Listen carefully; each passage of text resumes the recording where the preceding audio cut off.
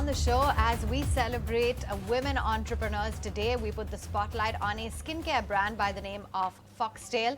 And joining in right now on the show, we have Romita Mazumdar, the founder and CEO. Thanks so much for taking time out. I just want to understand how the idea really came about, what really inspired your journey to start this D2C brand. Sure.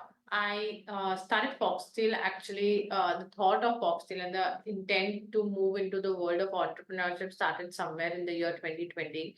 I knew that I wanted to build something in the skincare category because I had spent a few years in the US and I'd spent a few years in India as a grown up, as an adult, and I was making choices about skincare, but I couldn't stick to a product. I would find myself buying new products every month and not even using them to the full. So it was a category that was very close to me, but it was also a category that I knew was very fragmented. I myself am from a banking and VC background. I had spoken to more than 108 skincare brands during that time. And I realized all of them grow extremely fast, but none of them are profitable. And you double dive and deep dive into it, and I realized that it was just because a lot of these brands were making products around trends. Coffee is trending, everyone's launching coffee. Aloe vera is trending, everyone's launching aloe vera. Niacinamide is trending, everyone's launching niacinamide, right? So there was a lot of hustle to make a product in a month or two and be able to launch the product in the market just based its search trends. But there was very little effort to solve for what the consumer really wanted, right? Why was she searching for niacinamide? What is the benefit that she was expecting out of this product? And that used to translate into me as a consumer knowing that niacinamide is a great ingredient. I would pick up a product, but the product would not give me benefit because niacinamide is not it's not being given to me in a pure format. It's being given to me in a format that the other products need to be able to work and create dermal delivery in the product.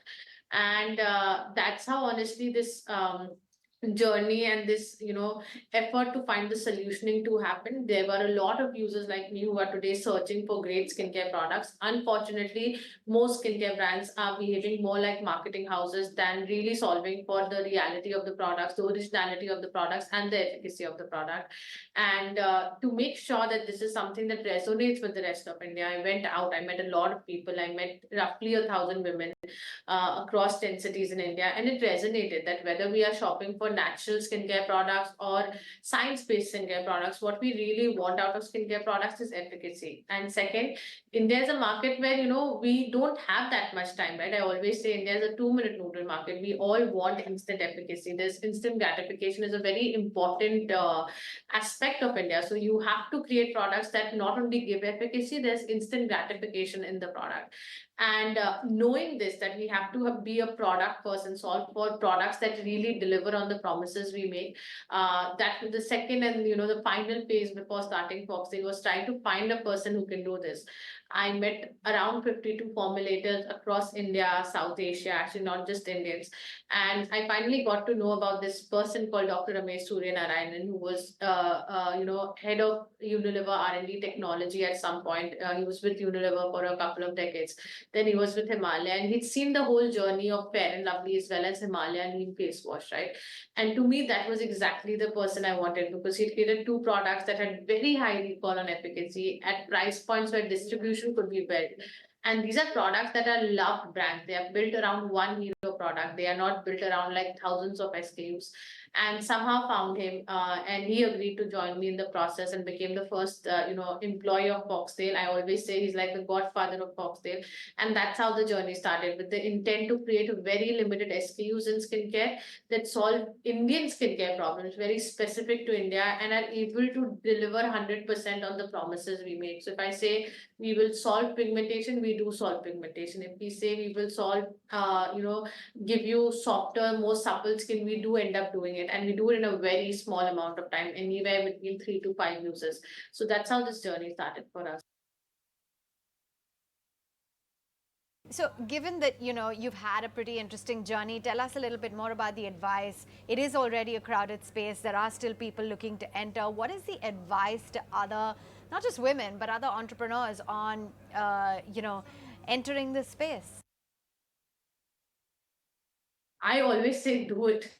I think women entrepreneurs are uniquely placed because entrepreneurship is a combination of two things. It's a combination of IQ plus EQ. It's where you need to be very high in terms of your, of course, intelligence, application, being able to understand problem statements and use first principle solving for it. But at the same time, you have to be a leader, right? You have to, you are not just solving problems, you are building a team, and eventually, very quickly, it is not you who is solving the problem day in and out. It's your team that ends up solving those problems. So you will end up hiring extremely intelligent people. But the reality of hiring great, intelligent, ambitious people is they are also people who require a lot of, motivation. Need to know how to retain them. You need to know how to motivate them at the right time, how to channelize all their energies towards one common vision, and that requires a lot of emotional intelligence, right? And so I strongly believe that women, just by the way we are, right, we are smart, but we are also nurturing, right? We know how to be super alpha and be super ambitious, but we also most of the times are more predisposed than our opposite gender to be able to take the clan along, to take the tribe along. So I always, my advice to women is like, believe in that thing. What we think is our weakness, which is our emotional side, is actually a huge strength of ours, and actually predisposes us to become great entrepreneurs. So I would always tell women, I always say it, my only advice is do it if it's in your heart. You will learn a lot, and I think it helps you find your own identity, own sense of self-acceptance, because as an entrepreneur, if you don't accept yourself, people will not accept you. So the first thing you do is accept yourself, and start building your company from there. So my advice is do it always. Now let's talk about your business, because you have already hit break even in Q2. What is the outlook when it comes to the next 2 to 3 years? How are you looking at your internal revenue and your growth targets? Are you going to build on this momentum? So we've hit break even on the marketing level. We will hit EBITDA break even in the coming year. So our target right now is very simple. Yeah, it was the second year, and we are very. I'm very proud of the team that we've crossed in 2 years. We've grown from launched in Jan 22 to this was our second fiscal year, and we've become at a gross revenue level of 150 crore plus brand, 160 crore plus brand at a gross revenue level. We broke even on the marketing budgets, which means at a CM3 level we were positive. Now in the coming year, my intent and my target is very simple, that we have to make it past our fixed costs. So we are over the next 2 quarters aiming to become EBITDA profitable.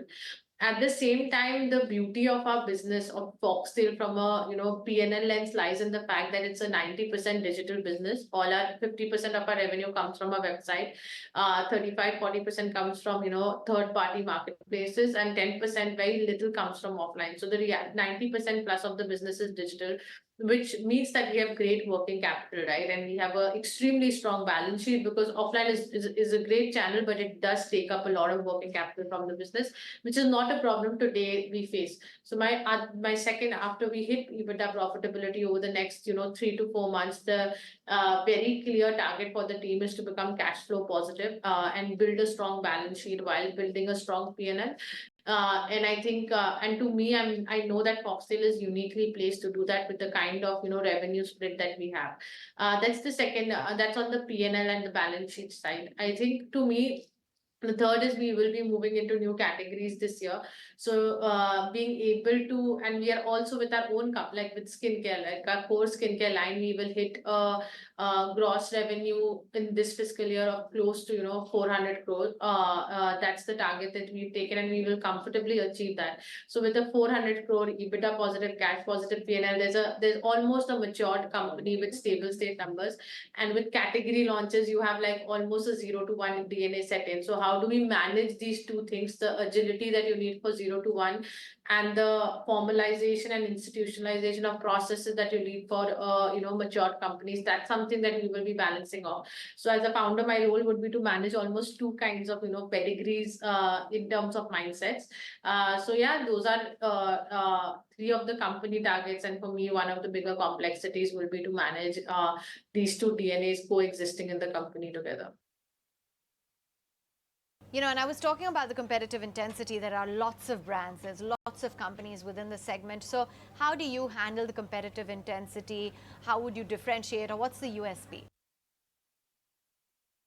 See, I always believe that firstly, let's talk about skincare as a market, right? Skincare as a market has never been one player win at all market. It's always been something that has had multiple players. You've had a Fair and Lovely, you've also had a Pond's, you've also had a Nivea, you've also had a Himalaya, you've also had a Garnier, right? They've all done extremely well and they've all been able to share market shares. At the same time, today you have something as big as Mamaearth, and they've done an incredible job in the category. But it's not that Fair and Lovely and all don't exist, right? So the reality and the beauty of skincare market is that we all coexist, and it's such a huge TAM, and the diversity is so high across price point. The person who's buying a 100 rupees product has very different expectation from the person who's buying 300 rupees product. A metro user is different from a tier 3 user. 20 to 30-year-old is buying differently from a 30 to 40-year-old. That's the reason, because you have a huge TAM with a lot of diversity within the TAM.